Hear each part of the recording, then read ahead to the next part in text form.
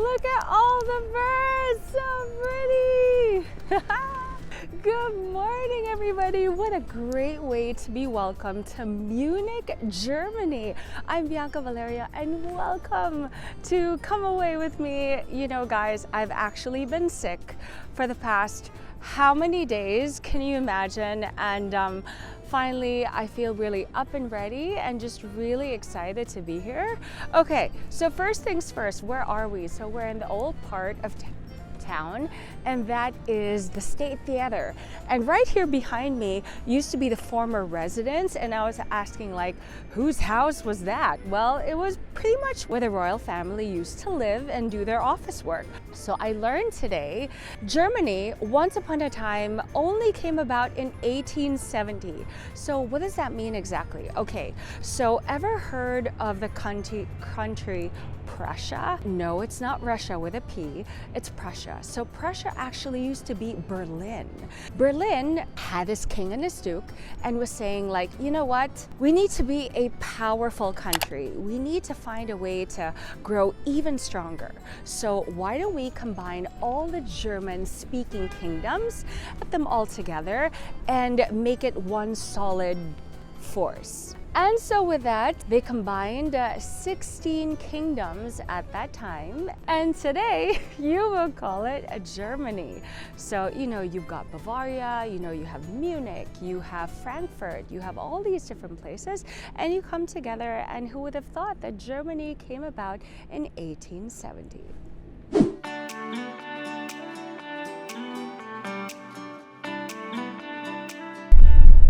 This is the Bavarian Parliament. This is the oldest church in Munich. That's St. Peter's Church. Jewish community building, Jewish museum. Anything to learn about the Holocaust and occupation. Yeah, that was the old Department of Justice. Old meaning because now it's just for small civil cases. This was the former stock exchange.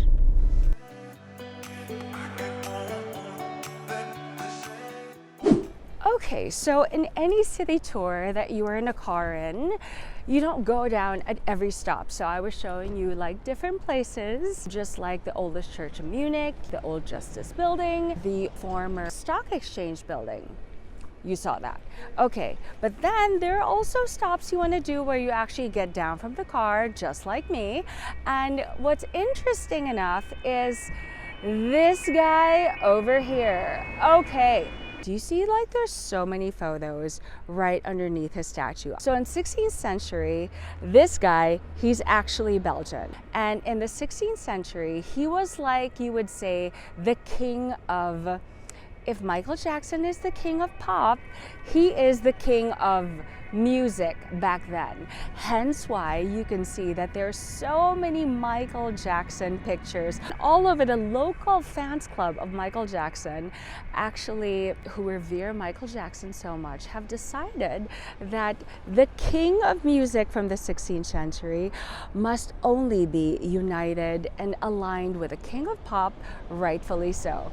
Anyway, so you know how there's Prince, there's Cher, basically those names that they've created for themselves as artists. So his name, as Belgian as he is Orlando de Lasso. Isn't that has a good ring to it, right?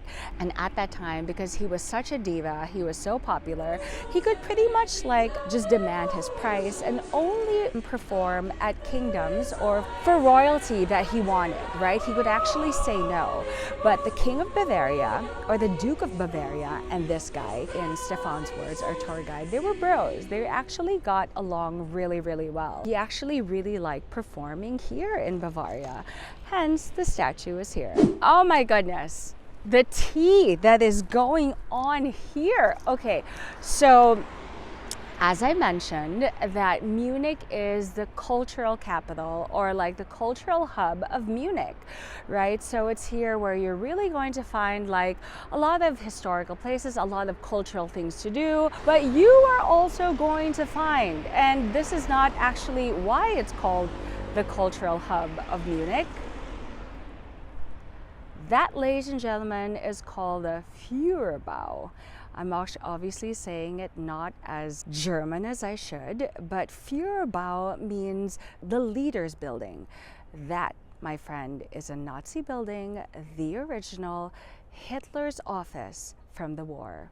If you take a look at the architecture of this building, like most socialist buildings, which are very square, you know, it doesn't have a lot of art there, a lot of curves. I mean, except for the windows. Now, there's a reason for that. This building is actually original, considering that Munich, 90% of all of Munich was actually damaged during the war. However, this is one of the buildings that actually wasn't damaged during the war. And why is that? Well, interestingly enough, is because of its shape. Look at what's surrounding me right now. There's a lot of grass, right? And if you were, let's say, on the sky dropping bombs, wanting to attack a certain place, if something is covered in grass, you would just think it's a park, right?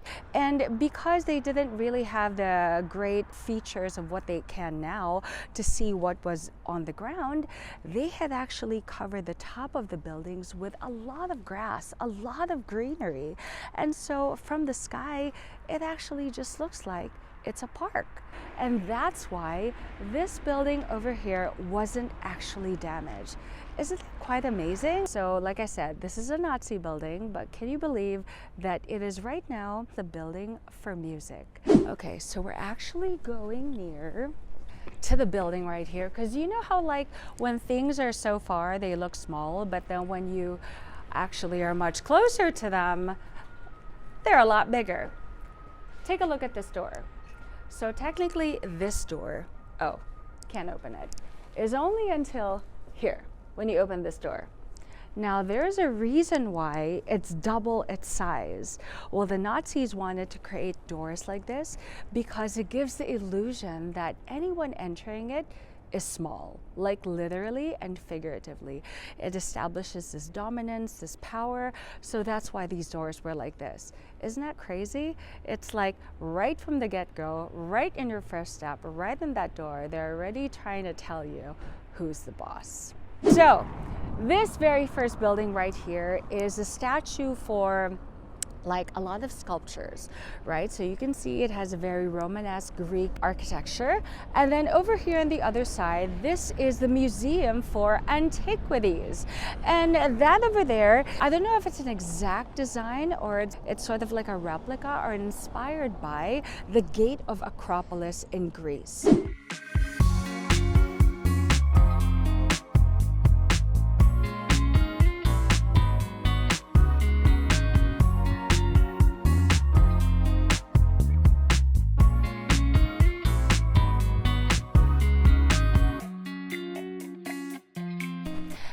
And now, okay, we have reached a part of the tour where if we did the city tour earlier, this time we are moving into another type of city, a big sprawling compound, which is the Nymphenburg.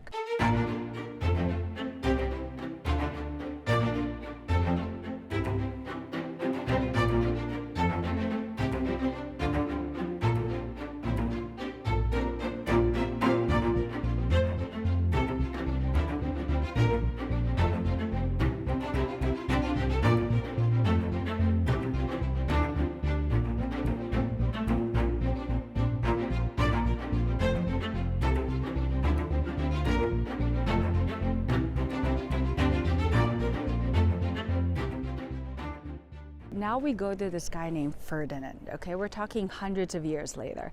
So Ferdinand, obviously, when it comes to monarchy, you always got to have a guy to like inherit the throne, right? So he was paired up to be married to this lady called Adelaide Henrietta. And obviously you can't always get it right the first time, so it took a couple of tries until finally she had a son. And when she had a son, he was like, you know what, for all that hard work that you've been doing, let me reward you with something. And so he gave her this plot of land and said, you can do with it whatever you want.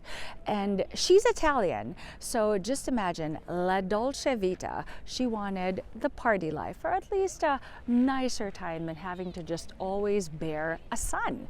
And so she built this building right behind me, which is actually pretty cool because in the middle part, that's actually a ballroom with a really high ceiling that has a beautiful al fresco on the ceiling, right?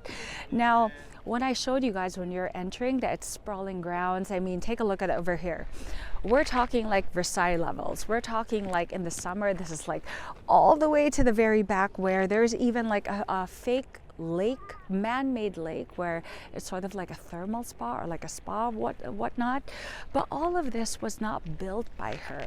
This was the original building. It was only that the succeeding, I guess, monarchs, I guess you would say, who fell in love with this place, and they're like, you know what, we're gonna build as an extension from this original building into what it is right now. So all that stuff that's surrounding it, whether it be the stables, I think there's a church or whatnot, all of that just came through time. But the original structure by Adelaide Henrietta was simply this, Nymphenburg. So that's the BMW headquarters right there. And then this right here that looks like a salad bowl is the BMW Museum.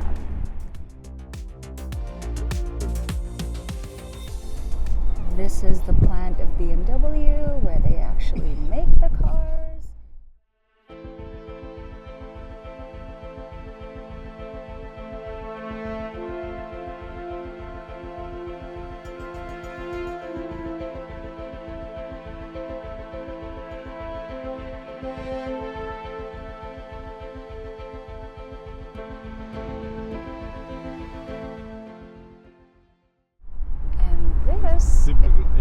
Is the Olympic Village. So this is where the athletes would stay during the Olympics. Ludwig I, his street.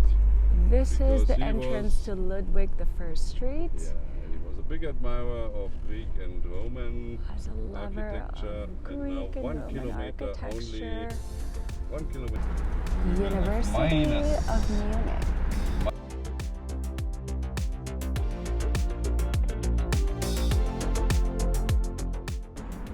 And in keeping with, once again, cleverly camouflaging itself from damage from the war, is another flat building from the Nazi era.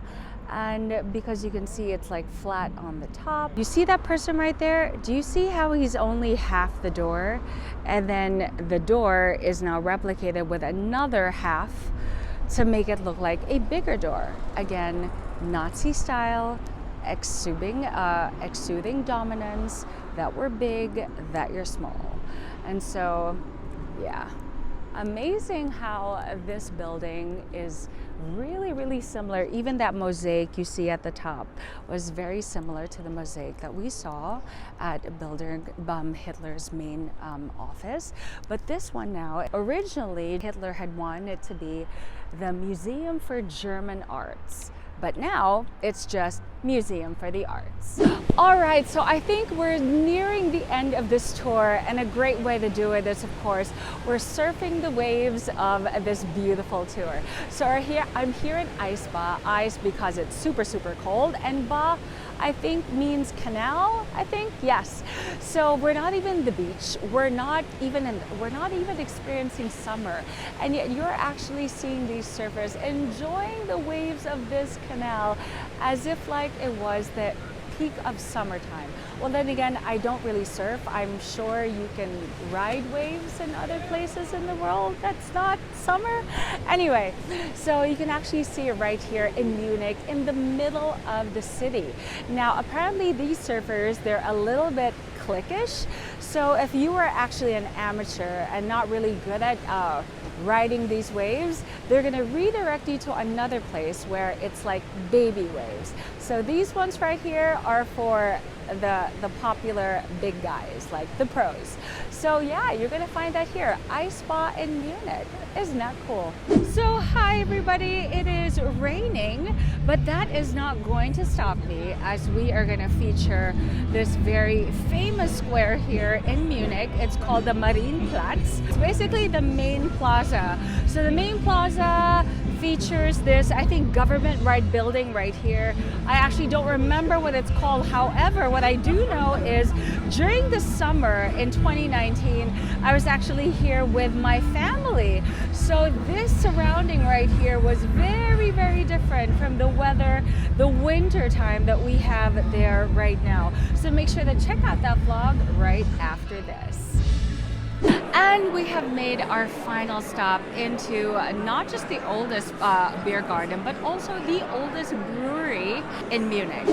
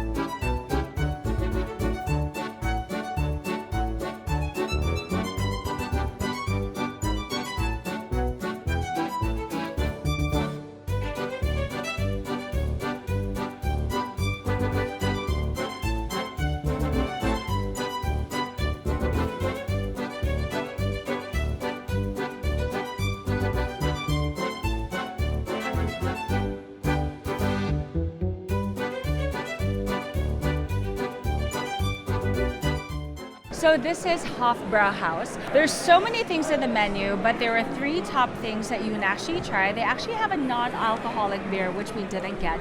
But this one is their original recipe. And then this one is their wheat beer that is supposedly really sparkling.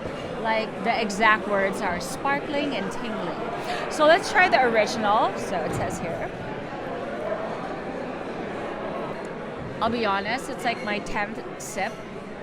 It's really, really good. And this is from someone who does not like beer or who doesn't drink beer. When I think of beer, I think of salty water. But this one, it's so fruity. And maybe for some people, it's like wine. Some people like it dry, some people like it fruity or sweet. This has just the right amount of dryness. It's actually quite sweet. It actually tastes like apple, if I have to say. So this is the original version. So I quite like it. So now this is the wheat beer. Take note, when you order the small size, this is what comes. When you order the big size, you know those big ones that you see in Oktoberfest? That is the one that comes, but we got the small size. And here it is. Thank you so much. Okay, so before we get to the wheat beer, why don't we go with the dark beer first, okay? I find that I actually prefer dark beers. It's just more full body. It's like a Merlot, you know, but this one, it's actually not very like heavy tasting. It's slightly bitter, but also slightly sweet. And as my daughter says, it's like a more refined Red Horse beer. A little bit, yes, I do have to say. So this is the dark beer version of Hofbräuhaus. Now this is the wheat beer. Like I said in the description, it's really sparkling and tingly. Let's try it.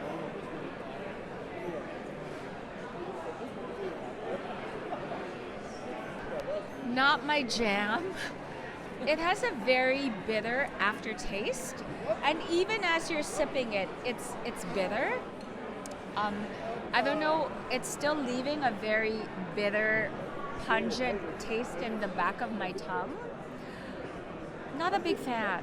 Now, contrary to popular belief that beer wasn't actually invented in Germany. It was actually invented in well, at least the earliest findings that they had was that beer was found to be drank in Mesopotamia. not in Germany, although made famous by Germany through its Oktoberfest, right? And so even if like it had actually originated from elsewhere, know that beer, I guess definitely the capital of beer is here in Munich.